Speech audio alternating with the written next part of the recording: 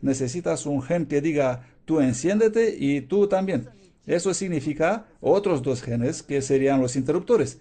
Y aún así no sería suficiente. Necesitas también genes que controlen la fisiología de modo que esa puede funcionar diferente de la otra. Y necesitas genes que controlen la embriología para que puedan trabajar juntos. Hola, ¿de dónde aparecieron todos estos genes? Se trata de genotipos y la selección natural no puede operar hasta que todo esto funcione. Boom, aparece una casa, boom, aparece otra casa, boom, aparece otra casa, de la nada, ¿eh? Boom, aparece otra casa. Para una semana tienes que repetir eso sin parar. Pues necesitas un montón de fe para poder creer eso. Fin de la primera parte. Segunda parte.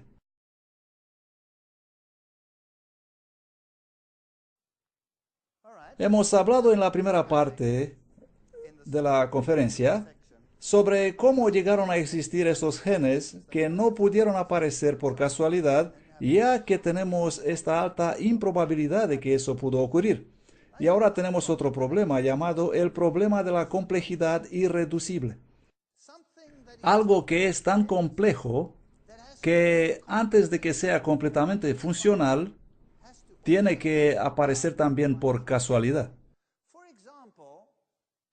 Por ejemplo, un ala para volar y las plumas para sostener el ave deben llegar a existir y funcionar perfectamente como unas plumas antes de que puedan ser verificadas si servirían o no servirían. ¿No es así? Así que, ¿de dónde aparecieron esas estructuras? Esas son preguntas que en realidad causan al darwinismo mucho dolor de cabeza, como ustedes pueden ver aquí. Hagamos un texto. Vamos a suponer que encontramos una vía bioquímicamente muy complicada en un pájaro. Algo muy complicado. Digamos el ciclo de Krebs. Cuando eres estudiante y observas estas cosas, existen muchas reacciones y se necesitan muchos genes para hacer funcionar el ciclo de Krebs. Digamos que encuentras el ciclo de Krebs en este reptil y encuentras el ciclo de Krebs en este insecto y encuentras el ciclo de Krebs en este cangrejo y en ese gusano y en ese gusano y en ese equinodermo y en estas esponjas. ¡Wow! Has encontrado el ciclo de Krebs en todos ellos. ¿Qué te dicen eso? Te dice que todos ellos deben estar relacionados. Y como un pájaro y una esponja son muy distintos, eso significa que este sistema altamente complejo debe haber estado ahí desde el principio. ¡Wow! Por lo tanto, si tomas todas las vías bioquímicas altamente complejas que comparten todos los organismos vivos que existen bajo el Sol, ¿significa eso que todos estaban ahí desde el principio? Oh, ahora se trata de boom, la ciudad de Nueva York completa, boom, la ciudad de Nueva York completa, con todos los ascensores funcionando y todas las puertas teniendo cerraduras y todo el bullicio de la ciudad y las sirenas tocando, todo apareciendo por casualidad. Realmente hay que tener un montón de fe para creer eso. Echemos un vistazo a la selección. La selección elimina fenotipos anormales y normaliza la población estabilizando la selección. Vamos a tomar una sola forma de selección. ¿Qué hace? Elimina los fenotipos anormales.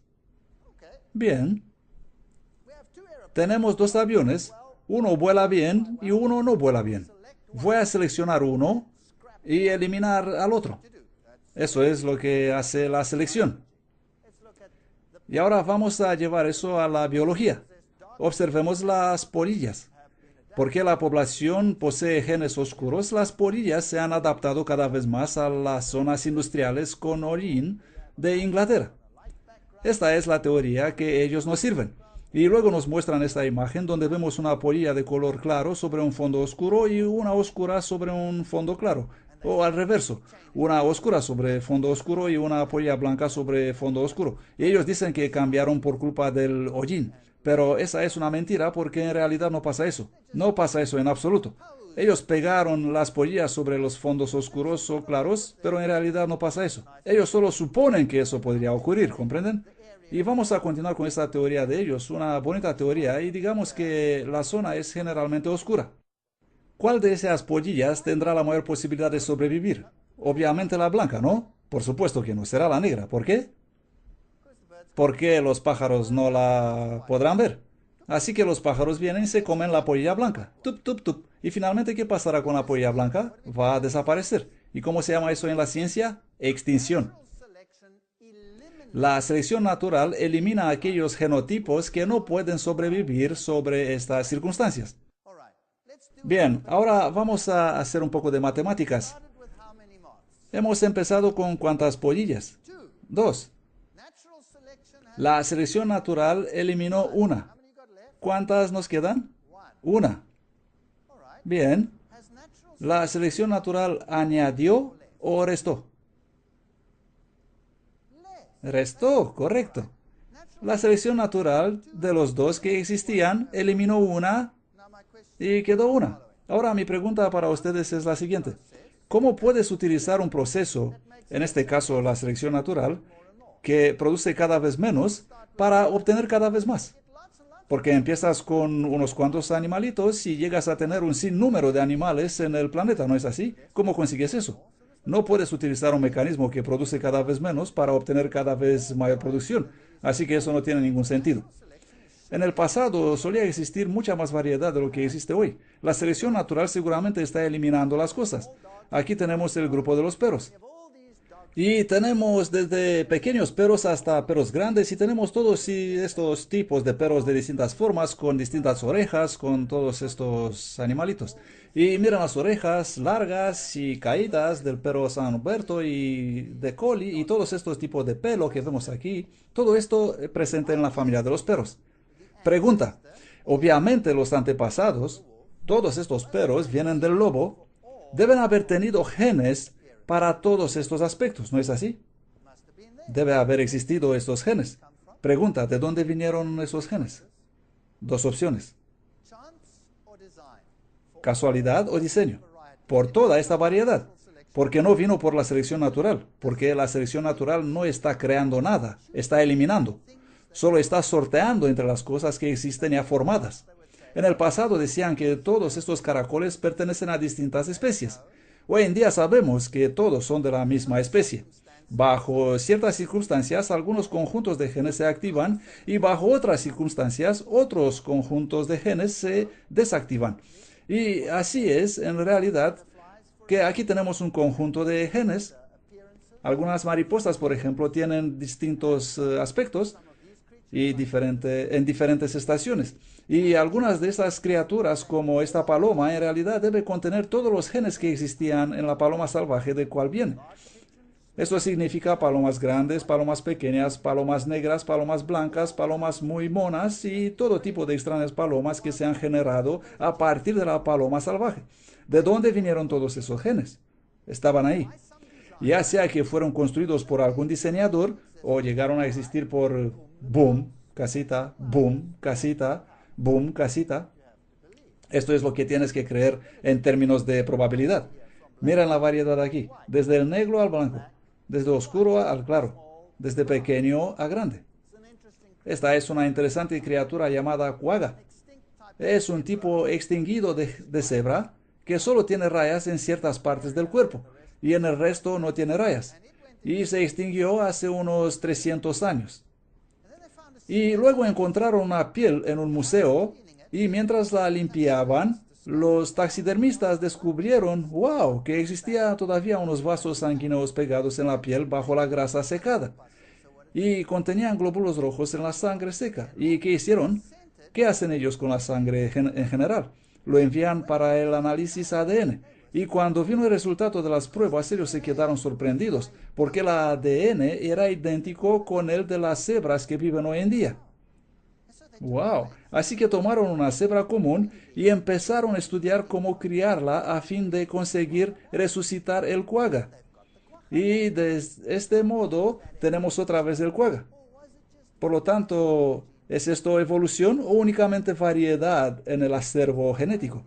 ¿Qué piensan ustedes? ¿Qué fue? Se trata solamente de variedad en el acervo genético.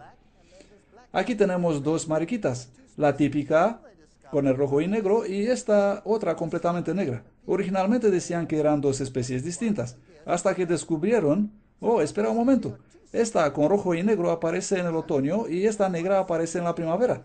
Así que obviamente existen dos conjuntos de genes en estas criaturas. Un conjunto de genes se activa en el otoño y el otro conjunto de genes se activa en la primavera. Así que tenemos dos alelos aquí, dos posibilidades, dos genes codificados para distintos aspectos. ¿De dónde vinieron estos genes? Casualidad o diseño. Las únicas opciones. Y en todos esos tenemos exactamente la misma historia. Vamos a imaginarnos estos y todos los insectos. Los insectos pasan por distintas etapas. Al principio es una larva. ¿Qué aspecto tiene una larva? Se parece a un gusano. Luego aparece la pupa, que tiene el aspecto de un saquito colgando por ahí. Y luego puedes tener una mariposa o cualquier otra cosa que se desarrolló ahí. ¡Wow! Eso significa que deben existir baterías completas de genes codificados para todos estos completos y distintos organismos. Si no conocieras nada sobre los insectos y te daría una grasa y grandote oruga, ¿no la clasificarías como una especie distinta de mariposa? ¿Sí o no? Por supuesto que sí. Por lo tanto, ¿de dónde vinieron todos estos genes? Esos códigos. Bajo ciertas circunstancias, oruga. ¿Y luego qué pasa con estos genes? Tic, tic, tic, tic, tic, tic, tic, tic, tic. Son interrumpidos, cambiados, y otro conjunto de genes en el ADN es activado. Tic, tic, tic, tic, tic, tic, tic. La pupa. Y luego estos genes son interrumpidos, transformados, y otro conjunto es activado. Tic, tic, tic, tic, tic. Y tienes una mariposa. Tres conjuntos de genes completos en esos organismos. Cada gen o tuvo que aparecer por casualidad o por diseño, porque la selección natural no obra a ese nivel. ¡Wow! Alucinante. Por lo tanto, si quieres tener un ratón que no puede ser visto en el ambiente, como el Perognathus californicus, sobre el fondo claro o sobre el fondo oscuro, dos conjuntos de genes, cada vez, boom, casita, conejos que pueden cambiar su color según las distintas estaciones, boom casita, lagartijas que pueden hacer lo mismo, procesos que modifican el genotipo para aumentar la variación. Por supuesto que la ciencia habla sobre esto diciendo, wow, tenemos un problema, tenemos un gran problema aquí. Si el ADN no puede ser controlado mediante la selección natural, todo ocurre por casualidad, y los genes tuvieron que aparecer por casualidad, y entonces la selección aparece para destruir partes de ellos y solo guardar algunos, vamos a tener cada vez menos. ¿Y cómo obtenemos cada vez más? Pues ese es un problema. Y luego salen con la idea, ya sabemos, la reproducción sexual aumenta la variedad. Bueno, eso es muy bonito. Por lo tanto, uno de los procesos que puede modificar el genotipo para aumentar la variedad es la reproducción sexual. Pero ¿cómo apareció esa? Tuvo que aparecer por casualidad. Porque hasta que el niño llegue a existir, como resultado de la unión, no tendrás ninguna variedad. ¿Correcto o no? Vamos a pensar en eso. Así que la fertilización, todo el proceso de la reproducción sexual, todo el proceso de la meiosis, uno de los procesos más complejos que existen, el surtido independiente, el encrucijamiento, todos estos macho y hembra aparecieron por casualidad. ¡Wow!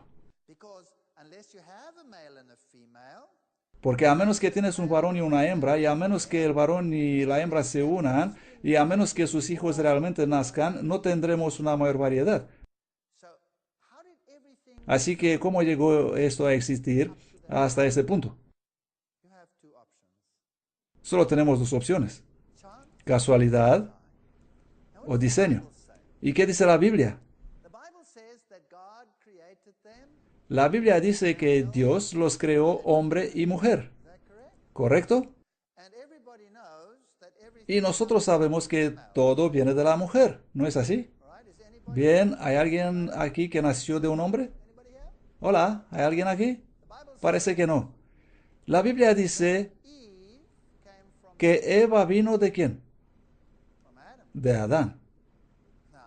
Ahora, ¿es eso científicamente lógico? ¿No debería haber venido a Adán de Eva? ¿Sí o no? Sí, por supuesto. Esta es la única manera lógica de pensar respecto a eso.